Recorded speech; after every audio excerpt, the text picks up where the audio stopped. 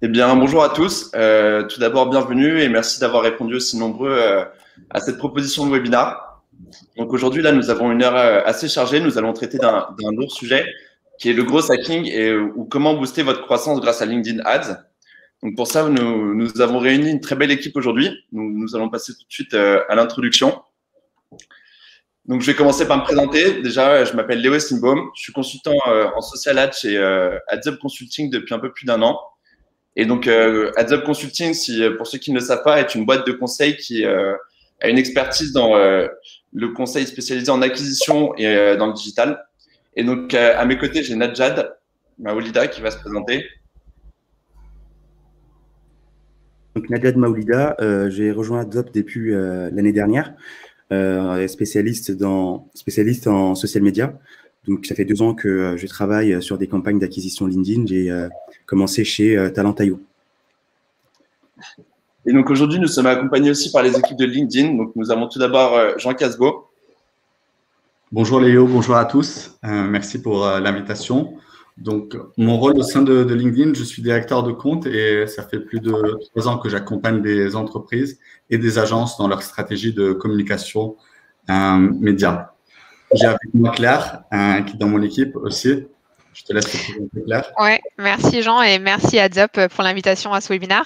Donc, je suis aussi directrice de compte chez LinkedIn pour les solutions marketing et j'accompagne les annonceurs dans leur stratégie digitale, dont Aircall. Donc, je suis ravie de voir qu'on va voir cette case study aujourd'hui. Et ça fait presque 3 ans maintenant que je suis chez LinkedIn.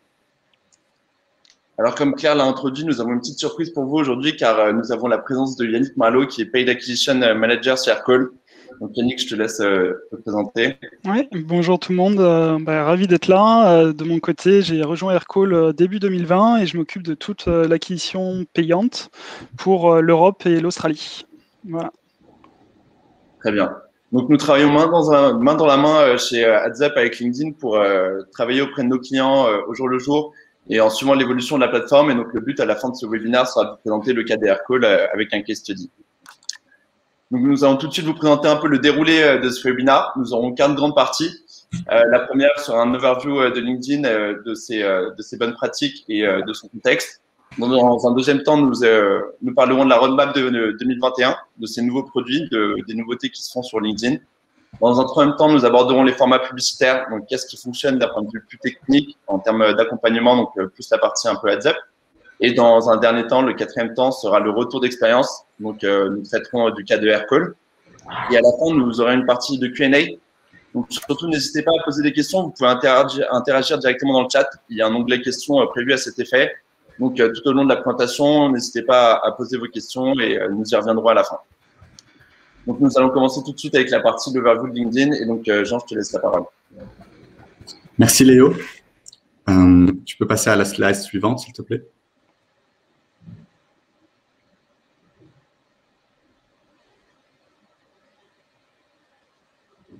Donc, je vais faire mon possible pour vous simplifier un peu la perception de LinkedIn. La plateforme a beaucoup évolué et je profite aussi pour dire joyeux anniversaire à LinkedIn. Hier, elle a célébré ses 18 ans. On va parler un peu ensemble aussi de l'état d'esprit du membre, quelques chiffres clés, comment on se positionne dans l'écosystème digital et un peu plus en détail par rapport au funnel sur LinkedIn. Slide suivante, please.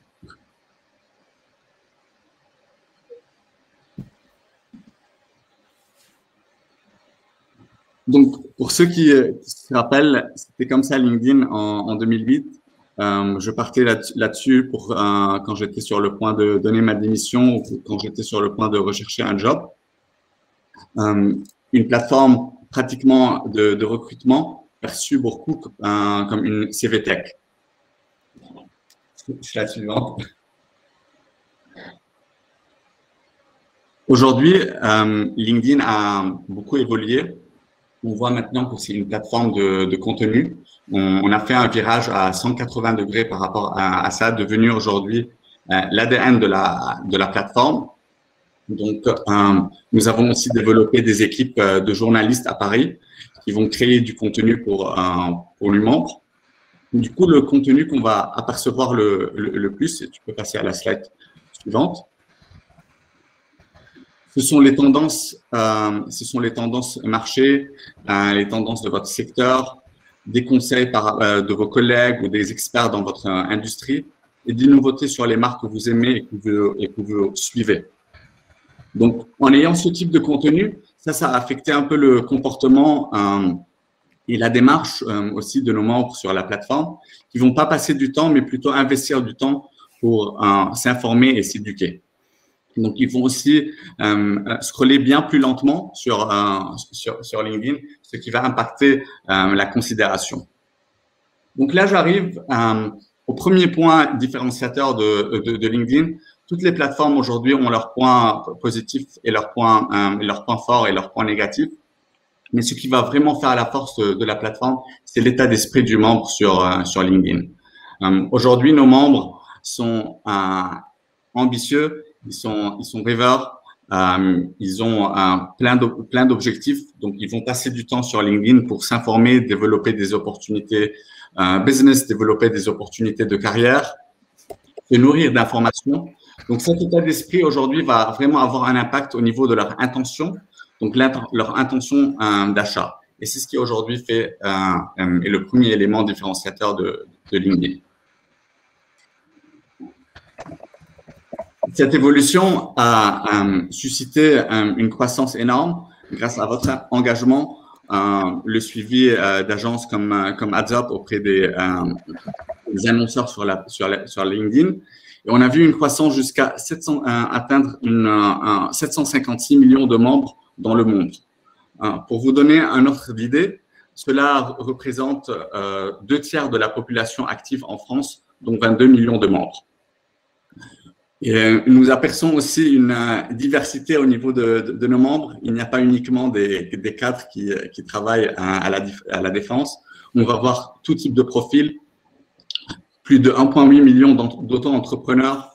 On va pouvoir identifier des artisans et il y a plus de 4 millions en France. Aussi facilement cibler des personnes à haut revenu. Très intéressant pour du B2C premium aussi ou pour des marques de luxe, par exemple. Et bien sûr, identifier des leaders d'opinion. Et là, j'arrive au deuxième point différenciateur de LinkedIn et ce qui aussi représente la force, et c'est la confiance. Aujourd'hui, la confiance, elle est importante pour vous, pour nos membres, pour les marques aussi. Chaque année, Business Insider fait une étude qui est basée, c'est un baromètre qui est basé sur plusieurs critères. Le premier, c'est la sécurité, la pertinence des publicités, la légitimité. Et ça fait 4 ans qu'on est numéro 1 et en tant que plateforme la plus fiable sur le marché. Cette slide n'est pas encore updatée, mais ça se fera bientôt par marketing. Aussi, une autre slide juste avant Léo. D'autres études aussi ont montré, au-delà de la confiance qui est importante pour nos membres parce qu'ils consomment du contenu de qualité et pour les marques aussi parce que ils veulent diffuser dans un environnement de confiance. Et c'est assez important. On va pas retrouver beaucoup de fake news sur LinkedIn. Il y a très peu de haters. Je ne dis pas qu'ils n'existent pas, mais ils vont moins s'exprimer sur LinkedIn parce que ça reste un réseau professionnel.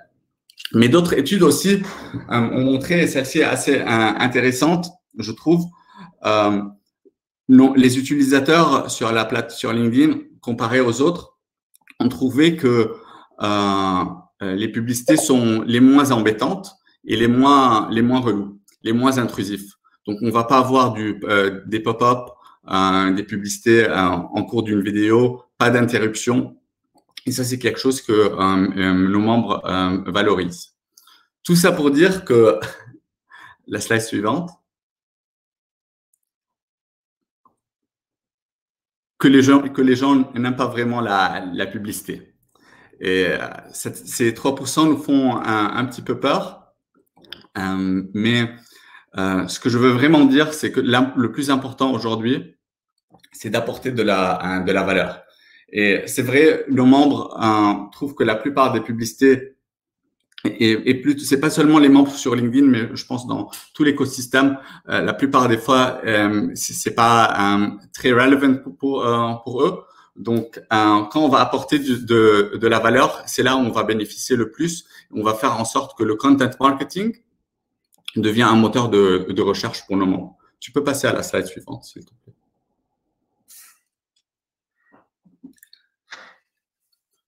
Donc, je repointe sur le fait qu'aujourd'hui, pour profiter le plus de ce que LinkedIn peut vous apporter, il faut apporter de la valeur. Ce que je reviens un peu sur mon point de l'état d'esprit, nos membres recherchent du contenu qui va les aider à répondre à certaines de leurs problématiques, à leur apporter des solutions. Donc, c'est pour cela, c'est assez important. S'il te plaît.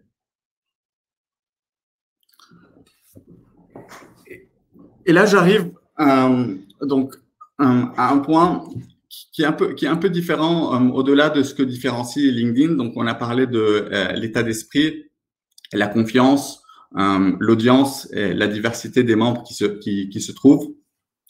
Donc, en parlant de croissance, on doit sûrement aborder le sujet de la décision d'achat. Aujourd'hui, la décision d'achat sur LinkedIn est assez complexe.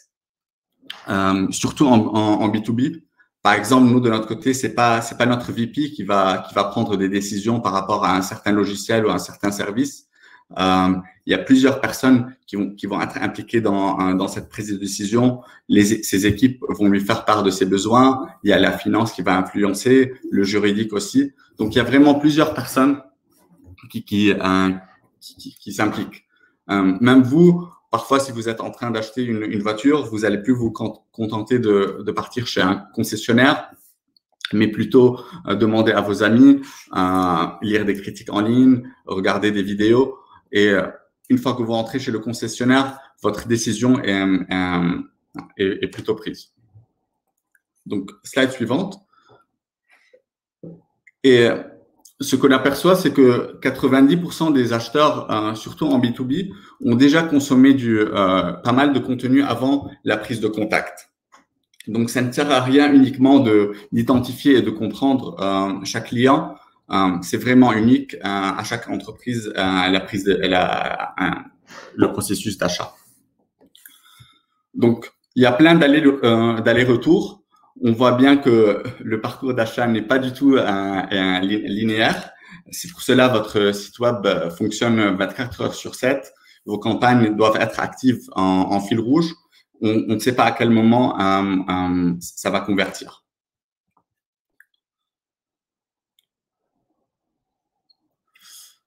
Donc, on a parlé du processus d'achat et de l'environnement, mais aussi ce qui est clé pour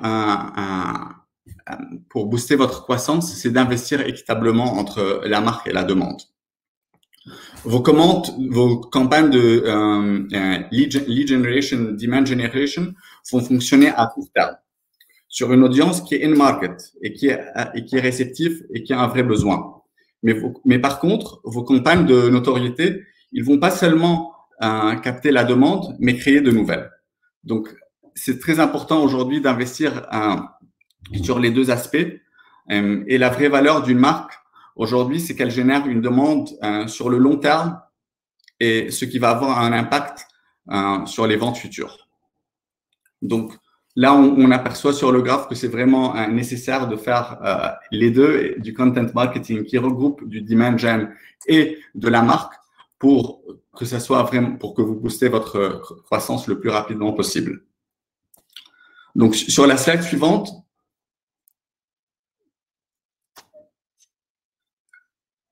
on démontre qu'on a fait plusieurs études. On a remarqué aussi que les groupes des membres qui ont été exposés à la fois à des campagnes de marque et d'acquisition étaient 6 fois plus susceptibles de convertir en raison de la couverture aérienne par la campagne de marque.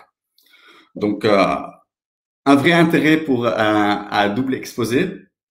Et en faisant les deux, votre taux de croissance, votre taux de conversion va augmenter le plus rapidement et vous avez tout ce qu'il faut pour booster votre croissance. Donc, voilà pour moi. J'espère. N'hésitez pas de me poser des questions dans le chat si vous voulez. Et je passe la parole à Claire qui va nous partager la roadmap produit 2021. Merci à tous. Super, merci Jean. Merci pour cette partie. Ouais, pendant les prochaines quelques minutes, moi, je vais vous présenter un petit peu les nouveautés LinkedIn qui peuvent donc vous intéresser pour vos prochaines campagnes. Tu peux passer. Super. Donc, la première nouveauté que je voulais mentionner, c'est le retargeting de l'engagement. Donc, depuis l'année dernière, on peut vous aider à recibler une audience en fonction d'une action prise sur votre page ou sur votre contenu. Donc, le premier lancement, c'était le retargeting des vidéos ads et des lead gen forms. On peut donc recibler des personnes qui ont vu votre vidéo à 25%, à 50%, 75% ou à 100% et ensuite les recibler avec une autre campagne. Peu importe le format, hein. Ça peut être un format message ads, un format contenu sponsorisé image. Comme vous pouvez le voir un petit peu sur cet exemple, sur cette slide, ça peut être très, très pertinent si vous voulez réengager cette audience avec une campagne un peu plus bad funnel, par exemple, comme de la lead gen. De la même manière, vous pouvez aussi recibler une audience ayant ouvert un lead gen form. Le second lancement, on reste sur cette slide, t'inquiète pas Léo. Le second lancement, c'est un peu plus récent, c'est la possibilité de recibler l'audience qui visite votre page entreprise LinkedIn ou qui a participé à un événement LinkedIn. En fait, ce qu'on a pu voir sur certaines campagnes, c'est qu'on a beaucoup de personnes qui se redirigent en fait vers la page entreprise LinkedIn sur certaines campagnes. Donc, les recibler, ça va vous permettre vraiment de les rediriger vers votre site et de faire l'action qui est la plus importante pour vous. Et si vous faites des événements fréquents, vous pouvez aussi maintenant recibler cette audience pour les inciter à s'inscrire à vos futurs événements, par exemple. Tu peux passer. Merci. La deuxième nouveauté, je pense que pour moi, je trouve que c'est la plus importante, elle va sûrement vous intéresser, c'est notre offre d'événements virtuels. Vous avez dû le remarquer, hein, depuis quelques mois, LinkedIn fait vraiment un gros focus sur les événements virtuels. On le sait tous, hein, c'est très très important depuis 2020, ce type d'événement. Il remplace aujourd'hui souvent tous les événements physiques. Donc, ce qui est possible maintenant sur LinkedIn, c'est que vous pouvez créer un événement LinkedIn. Vous pouvez faire vos inscriptions au sein de l'événement LinkedIn avec un lead gen form et y intégrer un LinkedIn Live. Donc, il n'y a plus besoin de sortir de l'interface LinkedIn maintenant pour faire un événement.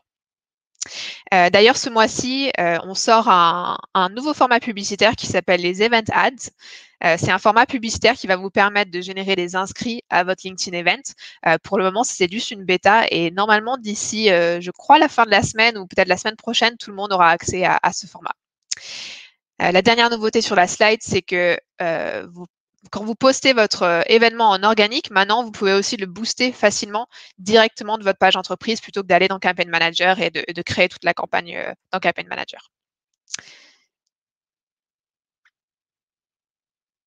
Alors, j'ai parlé des event ads. Je ne vais pas rentrer trop en détail ici, mais sur cette slide, vous pouvez un petit peu ressembler à quoi ressemble le format. Donc, vous voyez, c'est vraiment un format en événement en lui-même où on mettra la date, le nom de l'événement, s'il s'agit d'un LinkedIn Live, et ensuite le call to action pour voir l'événement et y accéder. Mais la deuxième chose sur cette slide, c'est un nouveau format qui est mentionné ici, c'est le Document Ads. Le Document Ads, c'est un format qui sera probablement disponible, je pense, dans la seconde partie de l'année. C'est un format qui va vous permettre de mettre en avant vos documents, donc des études de cas ou des livres blancs, directement dans le fil d'actualité auprès de votre audience cible pour générer de l'engagement et des leads. Donc aujourd'hui, c'est possible de faire ça en organique, mais dans quelques mois, ça sera possible de le faire aussi en sponsorisé.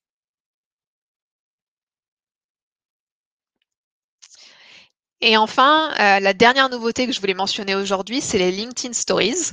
Les LinkedIn Stories, elles sont disponibles en organique, mais elles sont en bêta pour la partie sponsorisée. Donc, je pense qu'elles seront disponibles normalement d'ici la fin de l'année. On attend juste un petit peu que l'inventaire soit un peu plus important. Mais si vous ne les utilisez pas aujourd'hui, en fait, les stories, c'est vraiment une super manière de montrer les coulisses de votre entreprise, de montrer ce que font vos collaborateurs pour développer votre marque employeur, par exemple, mettre en avant vos solutions, mettre en avant vos clients. Donc, il y a beaucoup de manières de les utiliser Et je pense qu'il y a une stat qui est très importante à retenir sur LinkedIn, c'est que 80% du trafic LinkedIn est sur mobile. Donc, c'est un format qui est très important, c'est un format qui génère beaucoup d'engagement. Alors, aujourd'hui, même si vous ne faites pas de stories pour le moment, commencez vraiment dès maintenant à ajouter du contenu vertical et à ajouter du contenu carré dans vos campagnes, en organique et en sponsorisé, hein, pour vraiment aider votre performance sur mobile.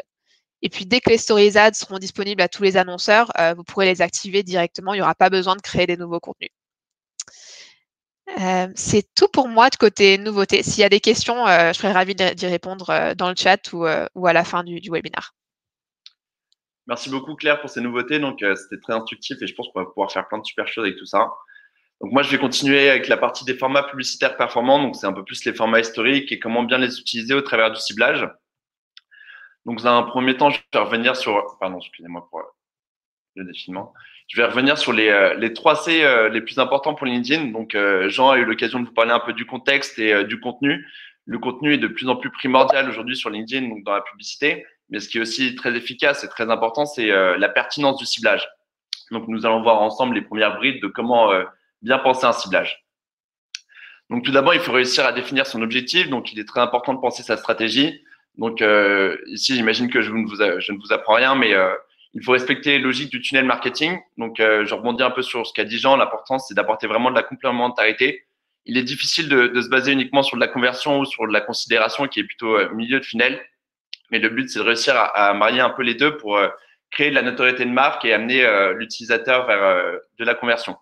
Donc, on voit ici que sur LinkedIn, on a disponible de nombreux objectifs différents, donc de la brand awareness, du trafic, de l'engagement, de la conversion ou encore du lead gen. Donc, on va voir un peu plus en détail ces différents objectifs qu'on peut définir. Donc, on va revenir rapidement sur les b.a.-ba du contenu sur LinkedIn. Donc, aujourd'hui, le digital est fourni d'énormément de contenu. Donc, on est submergé d'images, de vidéos. Donc, il est très important que ce contenu soit pertinent. J'imagine que vous en doutez, mais il est important de le rappeler. L'image et le contenu doit être à l'égard du texte aussi pertinent. Alors, les liens, c'est un point un peu sensible dans le sens où mettre des liens dans son contenu, c'est très intéressant pour générer du trafic. Dans le sens où il faut faire attention, en organique, ce n'est pas forcément très bon pour l'algorithme. C'est plutôt dans le paid où ça devient intéressant en fonction des objectifs que vous allez définir. Si votre but, c'est de générer du trafic vers votre site, vers des landing pages ou des choses comme ça, à ce moment-là, il est très intéressant d'inclure directement un lien dans votre post. Car en général, on sait que les utilisateurs ont tendance à cliquer dessus beaucoup plus facilement. Donc, comme je le précisais avant, il est très important de connaître son audience. Donc, cela passe par un bon ciblage et par des bons outils marketing. Donc, comment faire pour connaître son audience? LinkedIn nous propose des outils assez adaptés, qui sont même très pertinents et très performants. Donc, en fonction de votre site, on peut essayer d'identifier au mieux sa cible. Donc, plus on connaît sa cible, plus on peut faire un ciblage pertinent. On vous a donné un exemple ici avec le site de AdsUp Consulting, par exemple. On voit que les personnes qui font du trafic sur notre site sont à 27% des personnes qui sont issues du milieu marketing en croisant avec les datas de LinkedIn. On a des personnes qui viennent des médias et de la communication, de business développement et toutes ces tas de choses. Donc, il y a vraiment des outils sur LinkedIn qui permettent de définir au mieux et de comprendre au mieux votre cible d'audience. Alors, donc, les techniques de ciblage, donc c'est un peu l'essentiel et le principe de base de LinkedIn pour faire de la publicité. Comment cibler la bonne audience? Donc, tout d'abord, nous avons l'historique critères socio-démographiques. Donc, on peut cibler les gens par localisation, par type d'éducation en fonction de leurs études, par âge et par langage. Mais LinkedIn, en tant que réseau social numéro 1 du B2B, va bien plus loin. Il propose aussi de faire du ciblage sur les compagnies, sur leur taille, sur les emplois, sur les différents scopes à ce niveau-là. On peut croiser aussi ces techniques de ciblage avec de la lookalike audience.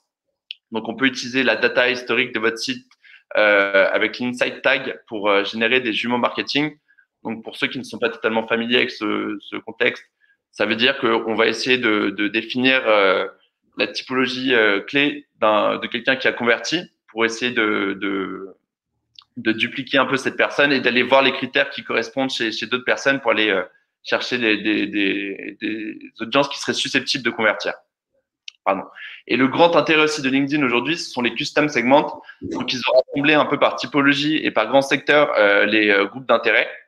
Donc, le but, c'est de créer des familles de ciblage. Donc, on retrouve par exemple les expatriés, les personnes qui sont en recherche d'emploi, les gens qui travaillent en freelance. Donc, il faut savoir que LinkedIn a fourni vraiment de très nombreuses datas à ce niveau-là. Il y a plus de 100 custom segments qui sont disponibles. Donc, on peut vraiment pousser le ciblage assez loin pour faire performer les campagnes. Donc, bien sûr, les formats sont aussi essentiels. Au-delà de la stratégie de bien penser son ciblage, il est important d'amener un contenu adéquat à ses objectifs. Donc, ici, on a le traditionnel sponsored content. Donc, le but étant de faire de la publicité native qui va vraiment s'inclure dans le fil d'actualité. Donc, le but, c'est de générer du trafic. Le contenu statique est aussi le meilleur contenu pour convertir au final. Le deuxième contenu sponsorisé plus classique, c'est la vidéo, qui pour le coup a plus des vertus d'engagement et de trafic. Elle suscite de l'intérêt pour la marque et elle permet à vos audiences d'être sensibilisées à votre contenu, à ce que vous proposez, à votre service ou à vos produits. Donc, bien sûr, on privilégiera le format carré qui est un format historique, mais pour que ce soit le mieux décliné possible sur LinkedIn, le format idéal reste le 1200 par 627 pixels. Pardon. Alors, on va venir au fameux lead generation form. Donc, LinkedIn propose de générer des formulaires directement dans la plateforme. Donc, le but, c'est qu'il n'y ait pas de redirection. En fait, on peut vraiment aller récupérer de l'information utilisateur au travers de LinkedIn. Donc, la première étape, c'est de proposer un contenu qui est attrayant pour l'utilisateur, donc avec un bon visuel et un bon texte.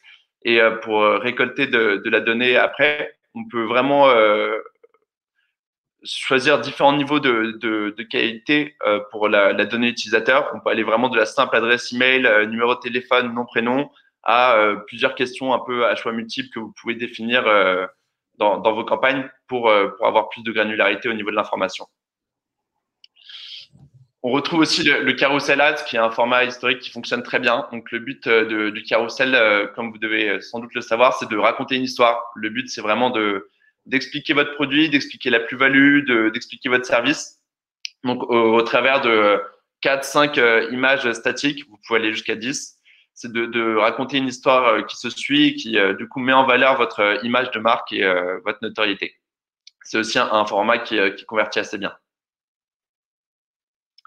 Ensuite, LinkedIn propose les messages sponsorisés. Donc, vous pouvez interagir directement avec les personnes et cibler des individus dans vos audiences. Donc, le principe, c'est d'envoyer des messages sponsorisés. Donc, idéalement, il est intéressant de le faire avec des personnes qui sont quand même des personnes à responsabilité afin de gagner en pertinence. Vous pouvez aussi proposer des conversation ads, pardon. Donc, vous pouvez aller encore plus loin en proposant des messages à choix multiples. Donc, l'utilisateur pourra choisir de récolter plus d'informations, de se rendre sur votre site, d'interagir. Donc, c'est vraiment, ça permet de gagner en engagement, ça permet de gagner en crédibilité. Et donc, c'est vraiment un format qui est très intéressant à utiliser. Et maintenant, donc, je rebondis sur ce que disait Claire, il est aussi possible de créer et diffuser des événements sur LinkedIn. Donc, vous pouvez mettre en place des lives. Et donc, le but, c'est toujours d'aller un peu plus loin que le contenu organique que vous poussez pour interagir avec votre communauté et avec vos audiences. Donc, voilà un peu pour les formats et pour le ciblage. Et donc, je vais laisser la parole à Najad et à Yannick pour la partie du case study. Ok, je pense que tu peux avancer du coup.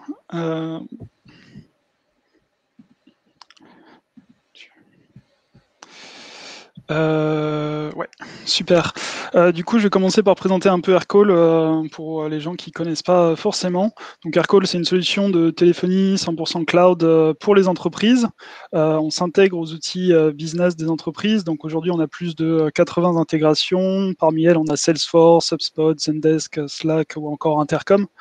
Donc, le gros but d'Aircall, à la base, à sa création, c'était vraiment de concevoir un outil de téléphonie facile à gérer pour les entreprises, donc accessible, assez transparent, collaboratif. Nos clients aujourd'hui, on a par exemple Blablacar, Cityscoot, Frishti ou encore Lydia. On est assez apprécié pour cette configuration simple. En soi, en une dizaine de minutes, on peut mettre en place les grosses bases d'un call center et pour les intégrations. Donc aujourd'hui, on est basé à Paris, New York, Sydney et depuis lundi à Madrid. Voilà, avec aujourd'hui un peu plus de 300 employés. Voilà. Donc, quand on est venu vers AdsUp, nos objectifs marketing, c'était un peu en 3 points. On avait besoin de générer du trafic qualifié sur le site. Donc, c'est pas forcément... en France, on avait déjà une connaissance de marque qui était assez bonne. Cependant, on est aussi sur d'autres pays comme l'Espagne, l'Allemagne ou encore l'Australie, où on avait plus de problèmes à assurer cette brand awareness au final. Donc on avait besoin de générer ce trafic-là et pour maximiser le nombre de marketing qualified leads qui rentraient chez nous.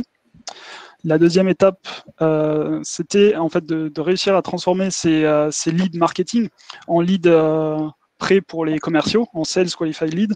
Donc c'était une stratégie en fait qui nous permettrait d'accompagner tout ce trafic qualifié vers un stade où ils sont prêts à souscrire à notre offre et à être contactés par nos commerciaux. Donc, ce qui nous amène un peu à la troisième flèche, donc alimenter les sales en lead qualifiés. Voilà. Donc pour ça, ce qu'on a choisi de faire, c'est de partir sur une stratégie sur tout le funnel d'acquisition. Donc en première partie, sur les prospects froids, notre but, c'est de toucher des nouvelles audiences qui ne nous connaissent pas forcément. Et en fait, c'est attirer une première interaction. Donc ça peut être une vue de vidéo, ça peut être du clic. Pour ça, on utilise 2 types de contenus en particulier. Ça va être des articles de blog. Aujourd'hui, on a des articles de blog qui sont assez orientés soit vers nos cibles, donc sans tout divulguer, ça va être beaucoup des cibles commerciales ou des cibles call center, donc plutôt service client. Et on a aussi un peu cette cible d'IT. Donc, on essaie de se positionner comme des experts sur ces sujets-là. Et on a des articles de blog qui sont d'une assez bonne qualité là-dessus. Donc, on va les utiliser pour attirer le premier trafic et également utiliser les Customer Stories, donc les retours d'expérience de nos clients, pour assurer notamment un peu de social proof pour accompagner tout ça. En deuxième partie, donc pour les prospects qui sont déjà un peu chauds, on va essayer de les amener à considérer nos services. Donc, on va avoir quelque chose de plus ciblé en essayant d'identifier les points d'intérêt en fait de cette audience. Et pour ça, on va leur proposer des contenus différents. On aura toujours les Customer Stories parce que c'est toujours essentiel de montrer en fait les histoires de nos clients. Qui utilisent Aircall. Mais à côté de ça, on va aussi proposer des e-books pour aller encore plus loin, qui est un peu la version évoluée de nos articles de blog, pour aller encore plus loin dans ces sujets d'expertise, ou des webinars lorsqu'on en a.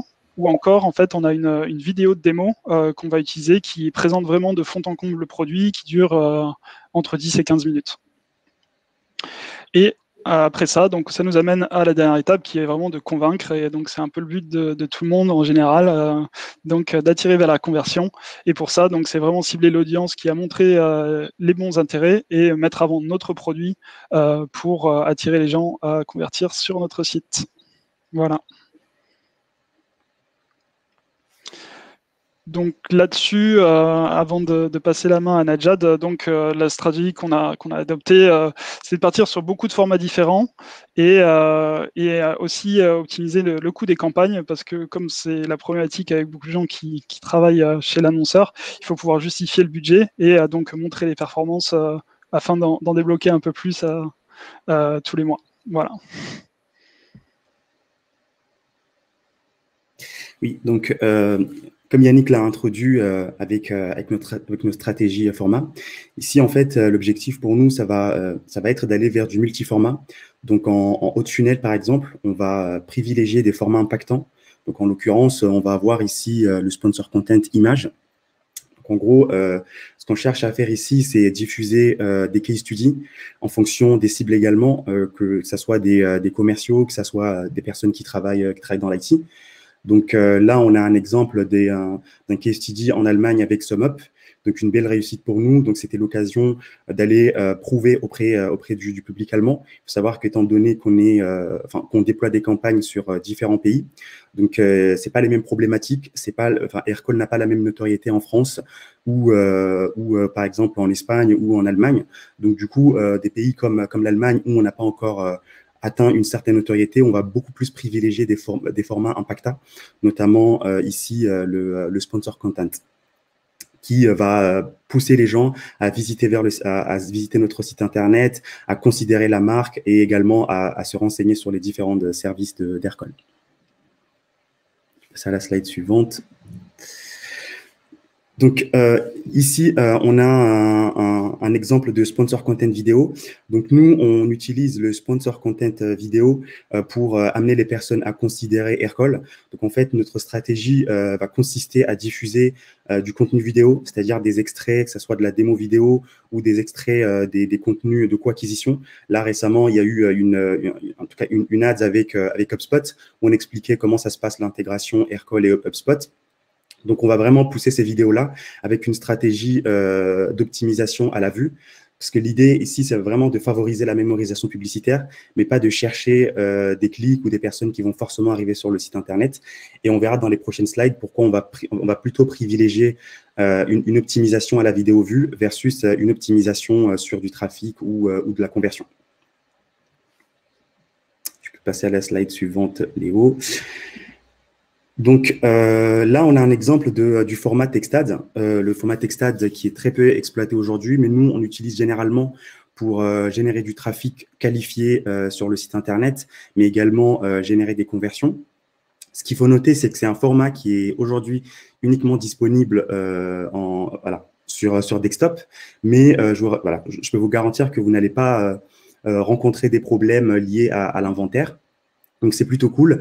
Donc, notre stratégie en termes des textades, ça va être d'interpeller directement notre cible en fonction de l'intitulé de poste, mais également en fonction de l'industrie ou en fonction du secteur d'activité pour vraiment les inciter directement à passer à l'action. Donc là, on va plutôt aller chercher des personnes qui ont déjà visité le site Internet ou des personnes qui ont déjà eu une première interaction, parce qu'il faut se dire que c'est un format qui reste très peu visible sur le site Internet. Donc, il va falloir vraiment être très percutant, que ça soit au niveau du titre, mais également au niveau du message.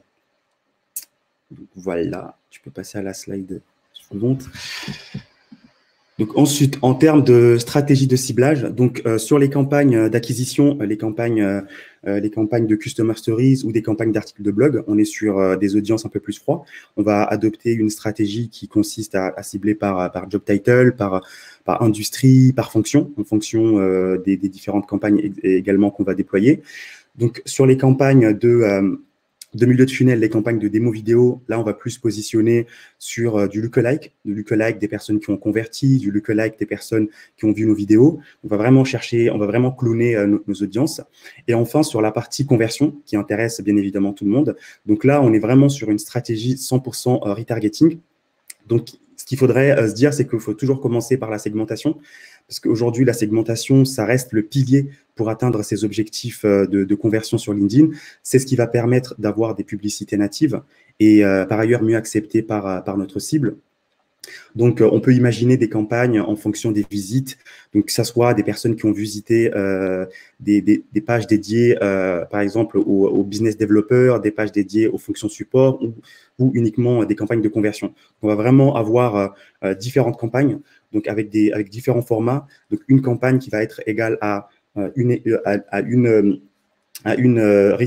campagne de retargeting basée sur l'activité de nos différents visiteurs.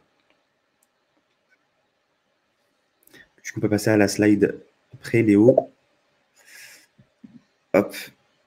Donc, du coup, c'est ce qui a été introduit par Claire au tout départ. C'est la possibilité aujourd'hui d'aller chercher du retargeting vidéo vue.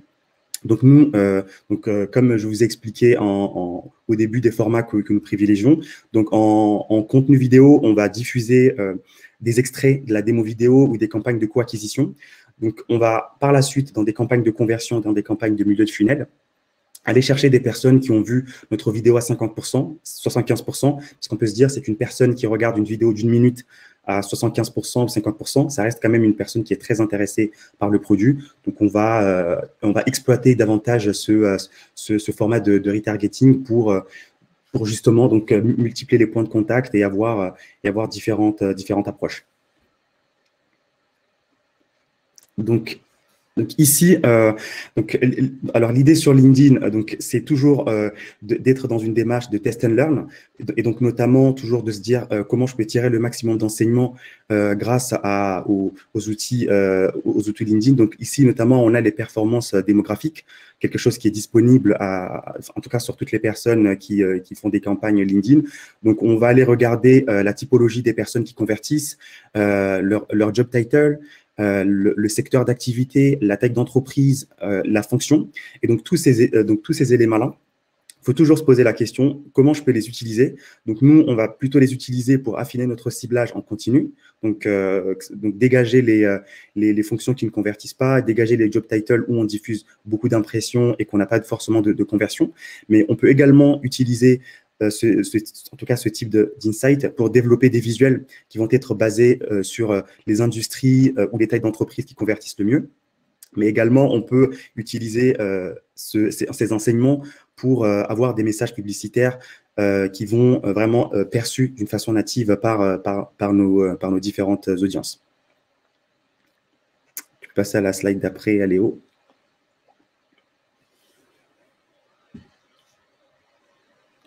Je vais peut-être laisser la parole à Yannick pour expliquer un peu notre stratégie en termes de visuel. Ouais. Alors de ce côté-là, donc c'est des exemples d'annonces qu'on a pour le retargeting. Donc là, à cette étape-là, les prospects, enfin notre audience est chaude, nous connaît. Donc ce qu'on va mettre en avant, c'est encore une fois nos atouts principaux. Donc, on va avoir nos intégrations CRM Helpdesk, on va avoir la configuration en quelques secondes, qui marche assez bien généralement, le suivi de performance en temps réel. Et à côté de ça, en fait, on a chez Aircall, en tout cas, une grosse culture d'A/B testing. Donc, on peut voir qu'il y a beaucoup de tests entre les couleurs, l'image héros un peu utilisée, et les textes aussi, qui sont similaires, mais il y a toujours un petit truc qui change. Donc, on va souvent tester pour essayer de tout le temps améliorer les performances de ces annonces-là, sachant que le retargeting, c'est une campagne fil rouge qui va tourner tout le temps. Donc, on peut optimiser sur le long terme. Voilà. Donc, ici, on a un aperçu des résultats. Donc, nous, quand on a récupéré le compte Aircall, en tout cas, notre objectif sur LinkedIn, c'était dans un premier temps de baisser drastiquement le CPM. Donc, on a réussi à le faire. Aujourd'hui, on est à un CPM de 3 €. Donc, ça fait moins 80% par rapport à ce qui a été auparavant. Donc, l'objectif pour nous, c'est vraiment d'être dans une démarche de vraiment diffuser la marque, de permettre à toutes les personnes, et notamment à notre cible, d'avoir une bonne connaissance au travers des campagnes de haut de funnel ou de milieu de funnel de la marque. Donc, on a réussi également à avoir un CPC qui est stable et avoir une augmentation des conversions.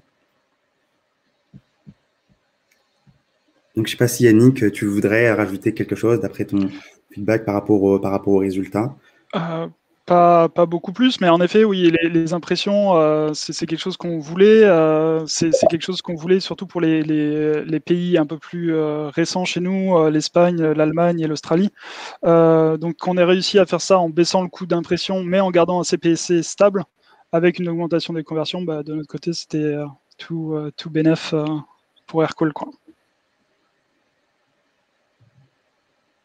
Merci beaucoup Nadjad et Yannick pour cette intervention. C'était un case study très intéressant. Et effectivement, je pense que vous avez soulevé des points un peu primordiaux dans la publicité. Hein. C'est le fait de vraiment A/B tester, de se baser sur des learnings pour évoluer ses campagnes. Donc en tout cas, c'était très enrichissant comme intervention. Merci. Du coup, maintenant, nous allons passer à la partie de Q&A. Donc, si vous avez des questions, n'hésitez pas. Il nous reste un peu de temps. Donc, le but, c'est de pouvoir échanger un peu ouvertement sur les différents sujets qui concernent LinkedIn Ads. Donc, on va lire tout de suite vos questions. Je vais passer à la slide suivante. Excusez-moi pour les petits temps de latence sur le document. Je pense que ma connexion paye un peu.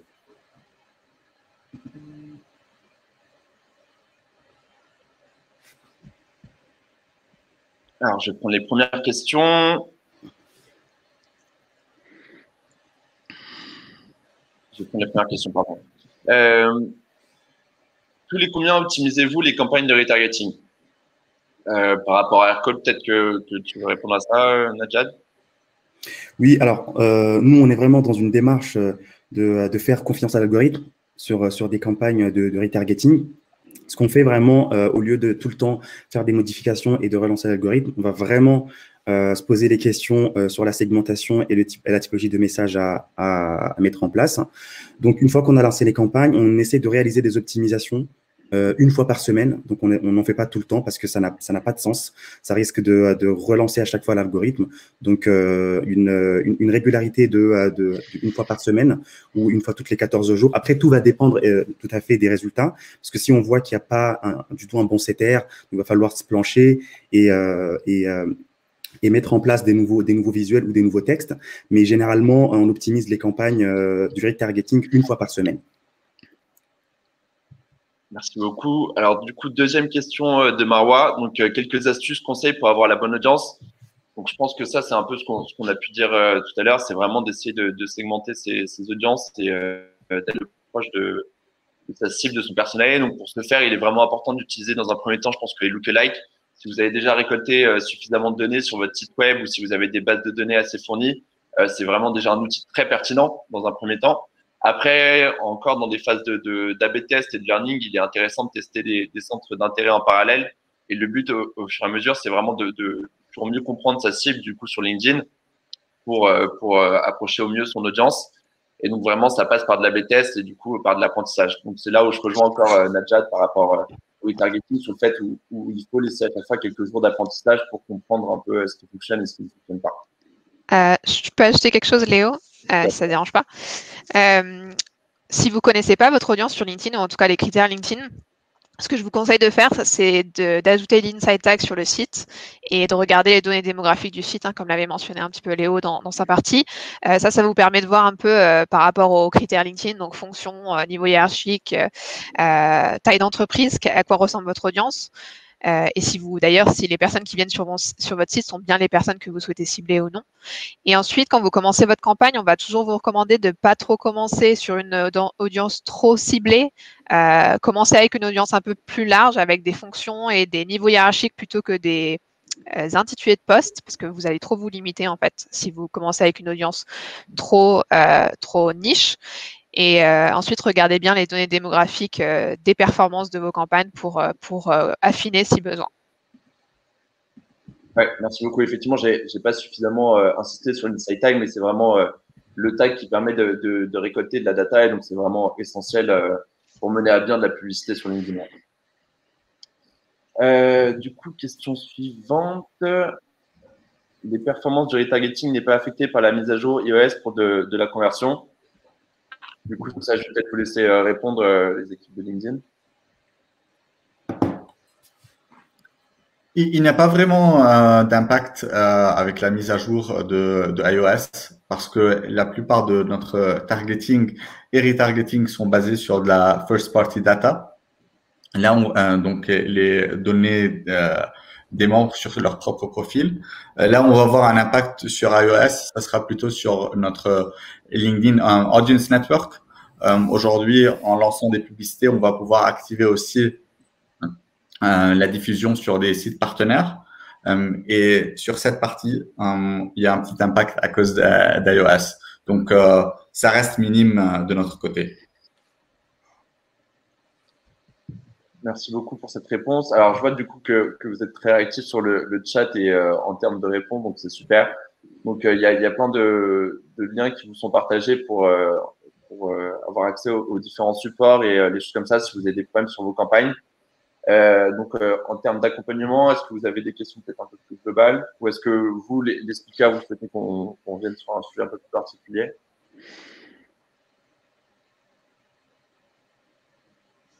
Ça me semble pas trop mal. Je crois qu'il y a une nouvelle question.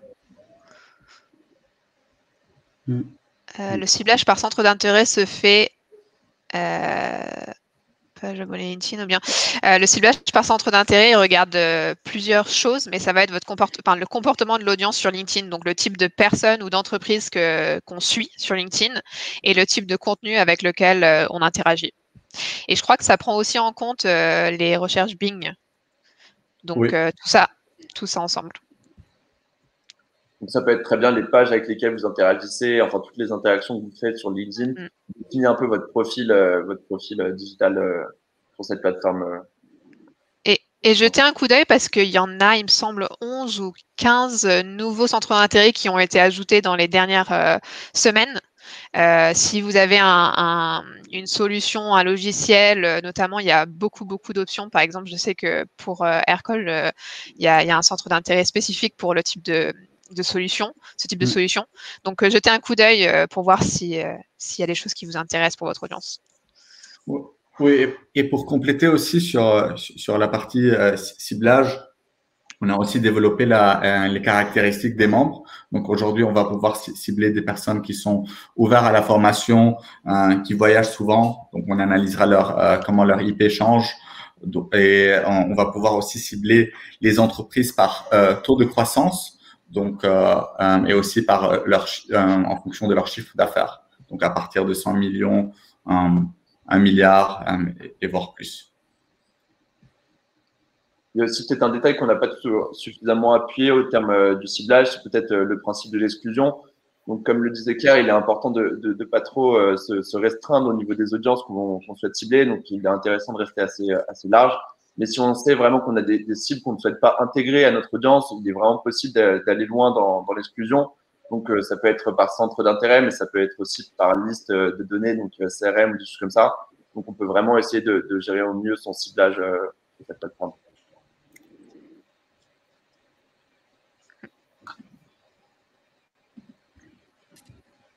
N'hésitez pas, si vous avez vraiment des questions de tout type sur LinkedIn, à interagir avec nous. On est là pour y répondre. Il y avait une question, tous les combien optimisez-vous les campagnes de retargeting? Elle a été répondue. Ouais, c'est la première qu'on a. Oui, voilà. Super.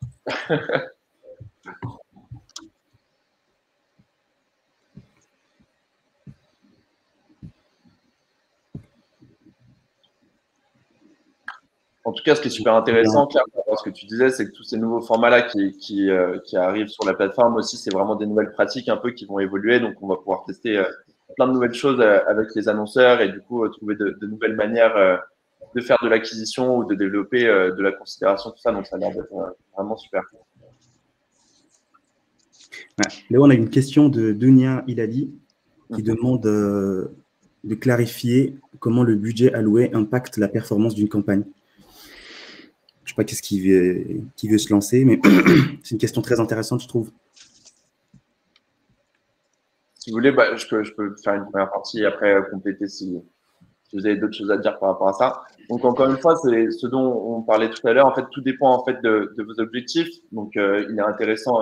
Souvent, les clients ont tendance, et les annonceurs ont tendance à se focaliser sur la performance. Donc, comme on a pu le dire, il est important de mixer l'identité de marque et la performance. Il est compliqué de faire l'identité de marque accompagne souvent la performance. Donc, à ce niveau-là, il faut vraiment avoir une réflexion sur la stratégie budgétaire. Après, en soi, au niveau du fil rouge, entre l'acquisition et le retargeting, on dit souvent que on va se concentrer, je sais pas, peut-être 60% du budget sur le retargeting si on veut vraiment de la conversion et 40% d'acquisition, ou alors ça, tout dépend de nos objectifs. Ouais, je rejoins un petit peu ce que dit Léo sur. On nous demande souvent, nous aussi, voilà, quel est le budget pour une campagne d'acquisition ou de téléchargement de case studies, on va dire. Mais en fait, ça, c'est très difficile à vous dire tant que vous n'avez pas un objectif chiffré et clair. Et si vous avez cet objectif chiffré, donc nombre de leads qu'il vous faut, nombre de conversions qu'il vous faut, ça vous permettra. Vous avez l'option dans l'outil de regarder les CPC moyens. Et ça vous permettra un peu d'en déduire le nombre de clics que vous pouvez avoir par jour. Et de ces clics, peut-être que 10% de ces personnes vont devenir un lead. Donc, ça vous permet de faire un petit peu le calcul sur le budget minimum nécessaire en regardant ces informations. Et puis, à droite aussi, dans Campaign Manager, quand vous créez votre campagne, vous avez aussi un forecast des performances qui peut aussi vous aider à comprendre un petit peu le type de performance que vous pouvez avoir en fonction d'un certain budget sur votre audience.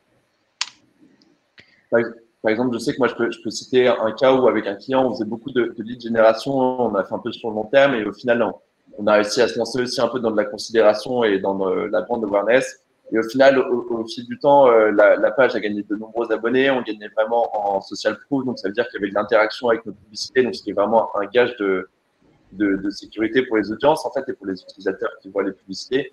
Et donc ça améliore vraiment les taux de conversion et au final, on obtient vraiment des leads plus qualitatifs et une meilleure volumétrie dans le temps. Donc c'est là où il faut vraiment bien penser sa stratégie du début.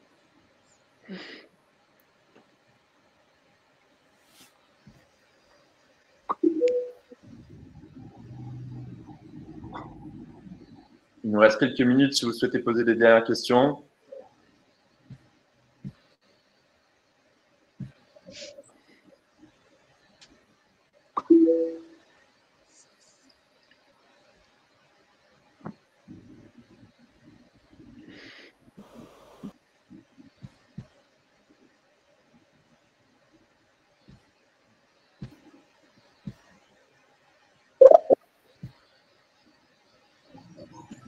Dans le chat que ça se passe.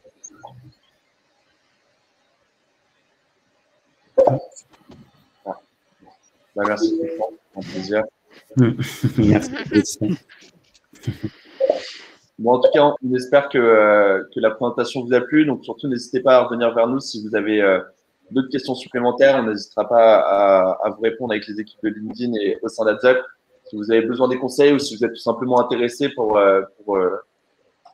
intervenir sur ce levier, il y a vraiment plein de choses à faire. Donc, c'est en constante évolution et vraiment, il y a de belles performances à aller chercher. Donc, merci à tous pour votre temps. Merci pour votre écoute et pour ces différentes questions qui ont été constructives. Merci à vous, les speakers, aussi, pour vos super interventions. Ça a été très intéressant. Ouais, merci à tout le monde. Ouais. Oui. Merci à tous. Merci pour votre participation. Génial. Bah, je pense qu'on va pouvoir conclure là-dessus. Je vous souhaite à tous du coup une très bonne journée et alors prenez soin de vous en ces temps un peu difficiles et à tout bientôt. Bonne journée. À bientôt. Bonne journée. À bientôt.